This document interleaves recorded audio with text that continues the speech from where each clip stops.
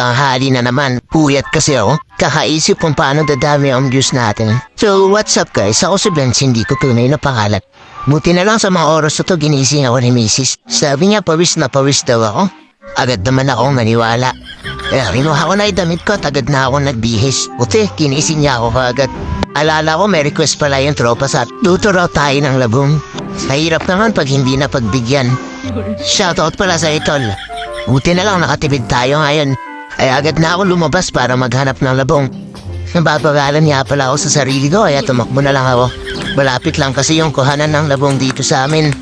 Ang tanong kung meron pa. Paunahan na lang kasi kung sino unang makakakuha ng labong sa kanya na. Bahala ka na kung gusto mo magpadigo sa kanila o hindi. Kaya naghanap na ako ng labong. Sad to say wala tayong mahanap. Kaya di na ako nagdalawang isip. Umuwi na lang ako. Tapos maya-maya bumabalik ako kasi nakalimutan ko yung cellphone. Buti na lang to the rescue si Manong. Order ko pala kahapon yan. Sabi ko pang content ko binabukasan. 205 lang pala gastos natin dyan. So, kompleto na ang lahat kaya, tirahin na natin to, baka tirahin pa ng iba. Tilinis ko na pala dito yung tilapia para maiprito na kagad. May iba ako, yung nag-request na ito. Mahilig kasi sa coats yun eh. Kaya naisip kong gumawa ng coats. I-enjoy mo lang ang pagiging masaya. Kasi pag na-enjoy mo ang pagiging masaya, may dahilan ka na para maging happy. Nilagyan ko na pala to ng asin para makapag-start na ako magprito. Dahil yan ang gagamitin nating panahog. Habang piniprito natin yung tilapia, ayusin naman natin yung gulay natin. Medyo madali ako matapos dito kasi tinulungan ako ni Mrs. Pero napapagalan pa rin ako.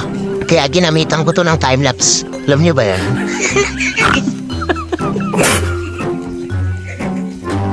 Naluto ko na yung first batch ng tilapia.